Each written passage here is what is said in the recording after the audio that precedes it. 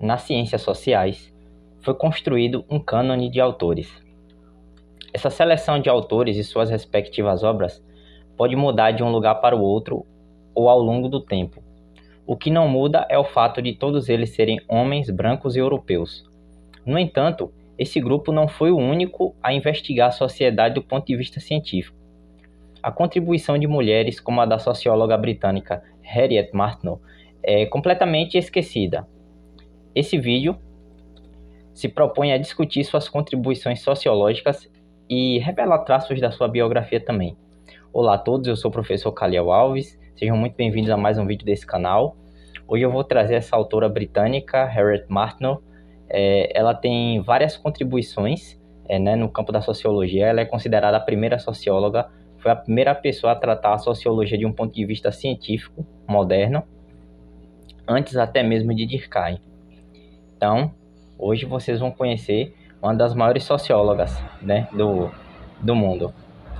Foi estabelecido na sociologia moderna a seleção de autores e obras que determinam a forma de refletir e produzir sociologia.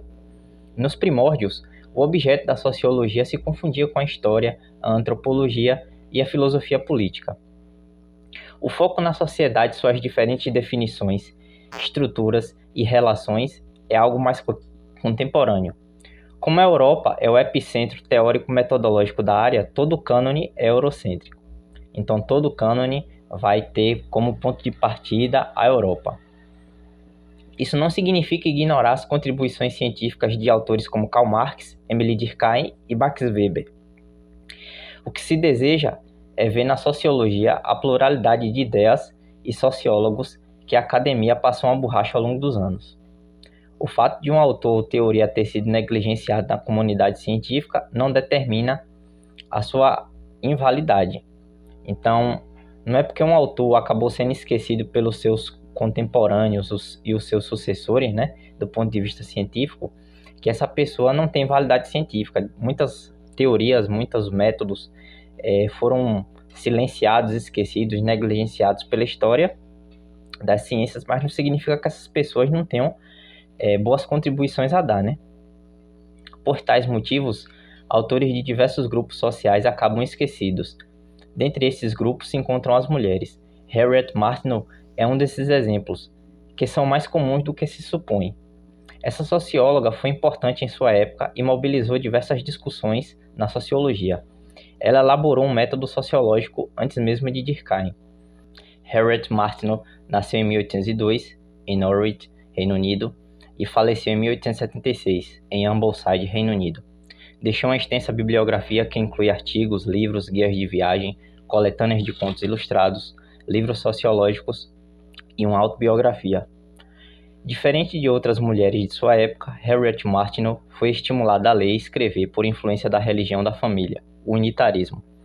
Segundo descrito por Luna Ribeiro Campos e Verônica Toste Daflon, abro aspas. Leitora e estudiosa ávida, seu interesse, inicialmente voltado para assuntos religiosos, foi paulatinamente abrangendo temas como matemática, música, literatura, política, história, línguas, entre outros. Os princípios da ideologia do unitarismo, religião a qual a família Martineau está ligada, facilitaram o acesso de mulheres à educação, ainda que de maneira informal. Foi em um periódico unitarista, Monthly Repository, que a jovem autora publicou seus primeiros textos. Fecho aspas. Seus primeiros artigos publicados em periódicos britânicos foram assinados de forma anônima. Mas entre 1832 e 1834, ela publicou Illustrations of Political Economy. A série de contos ilustrados foi reunida em 25 volumes. Discutiam questões de economia política por meio de contos, muitos deles envolvendo humor, e o objetivo dessa série, pessoal, é fazer com que o conhecimento da economia política chegasse para a grande massa da população inglesa. A série de livros vendeu muito para os padrões da época, o que lhe conferiu prestígio literário e também, um cascalhinho bom. Como mulher solteira, pôde usufruir de seus ganhos com total liberdade financeira. Ela investiu esse dinheiro ao longo da vida em suas ações filantrópicas na saúde e em suas viagens para escrever ciência. A sua independência fez até mesmo ela recusar, em 1840, uma pensão oferecida pelo Estado britânico. Foi noticiado na imprensa.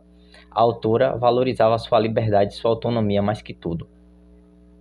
Na esteira do seu sucesso, a autora viajou para os Estados Unidos da América em 1834. O itinerário era comum a muitos europeus. Seu objetivo era verificar o funcionamento das instituições públicas, saber como a democracia moderna era aplicada na prática. Sua visão foi mais crítica do que a de seus contemporâneos que enxergavam os Estados Unidos pela lente do puro otimismo. Campos e Daflon descrevem essa experiência, abro aspas. A língua compartilhada facilitava o processo de pesquisa de Martineau, que tinha uma grave deficiência auditiva. Em decorrência disso, ela contou com o auxílio de Louisa Jeffrey, sua assistente e companheira de viagem, para gravar e relatar as partes das conversas que ela não conseguia entender. A autora usava ainda uma corneta acústica. Martineau afirma que transformou essa barreira em vantagem, fazendo de sua deficiência e do uso da corneta, que exigia a aproximação do interlocutor, uma forma de quebrar o gelo com estranhos e permitir uma conversa privada em uma sala lotada. Fecho aspas.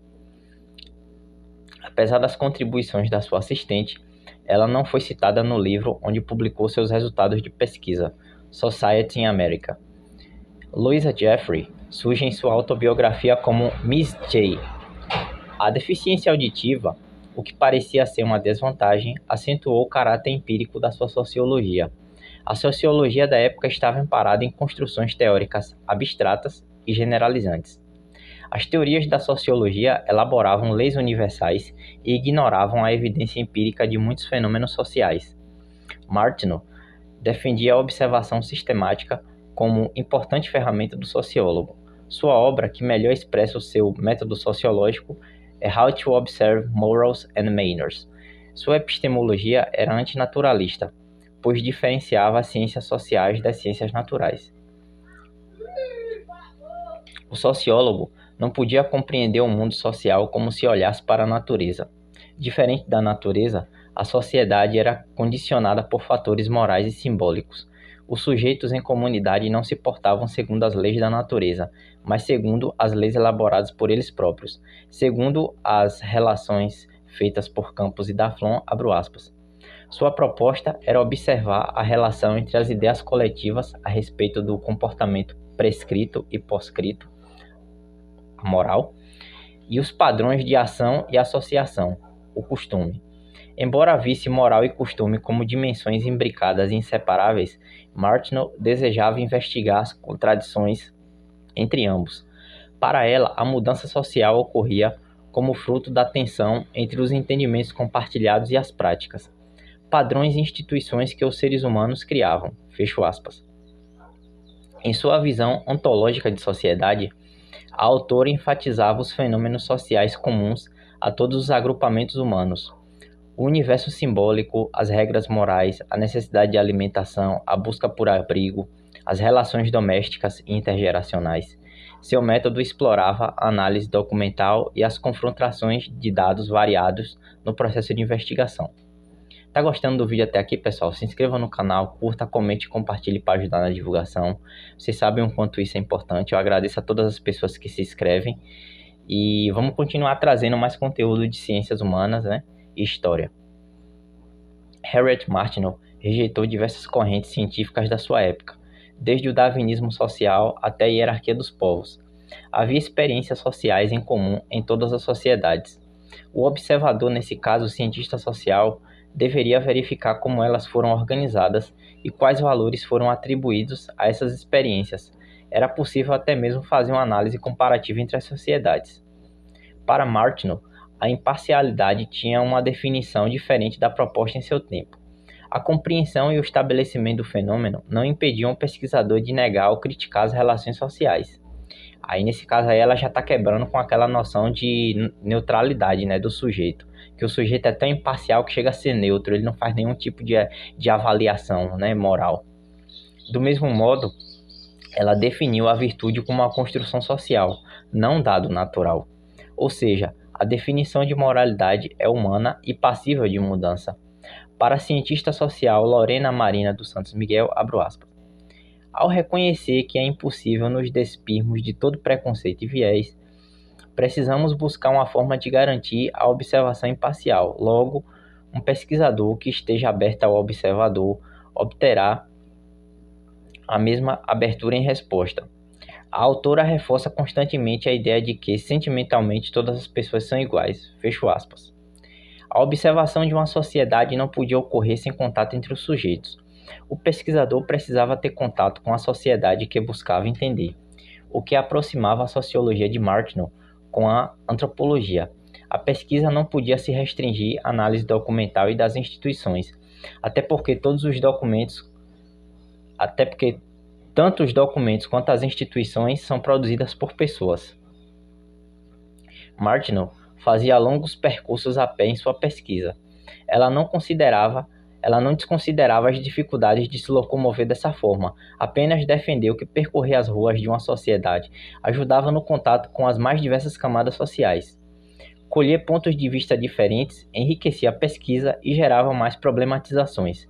A diversidade dos entrevistados era um fator essencial no sucesso do estudo. Segundo Miguel, abro aspas, a autora trabalhou campos de microsociologia que seriam consolidados apenas nas décadas seguintes. Além disso, ela entende como esses campos se relacionam com questões macro, como política e economia. Para ela, é preciso compreender o micro para se compreender a influência do macro. Fecho aspas. Em sua obra How to Observe Moral and Manners, a autora sugeriu fatos sociais a observar. Dentre eles estavam religião, noções gerais de moralidade, estado interno, ideias de liberdade, progresso e discurso. Para realizar essa tarefa, a autora expôs o que chamou de métodos mecânicos. O método é muito parecido com o que viria a se tornar as pesquisas com survey, que são aquelas pesquisas entrevistadas por meio de formulários, né? Que é muito comum, inclusive, na sociologia e na ciência política também. Era preciso montar um questionário para realizar a entrevista. As perguntas deveriam seguir uma estrutura prévia e o pesquisador deveria tomar nota de aspectos importantes para aprofundar os seus estudos. O estudo da sociedade, segundo Martineau, deveria levar em conta suas características globais. O macro e o micro não se uniam em um amplo processo de explicação da sociedade. Como visto, o legado de Harriet Martineau compreende tanto a sua produção bibliográfica quanto suas ações filantrópicas. Ela foi uma mulher abolicionista, lutou pelo direito das mulheres, além de apoiar trabalhadores com a construção da Housing Society.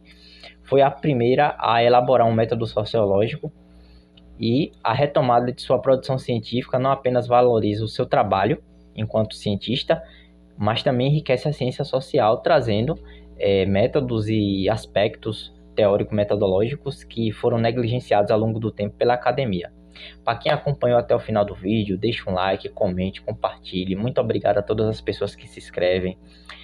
Gostaria de agradecer também as pessoas que comentam, que sugerem temas de vídeo. Lembrando, pessoal, que tem uma vasta playlist aqui, já tem mais de 40 vídeos, então eu recomendo que vocês assistam, tem vários temas. Se você se interessa por ciências humanas e história, então esse é o canal, muito bem-vindo e eu gostaria de agradecer a você. Até o próximo vídeo.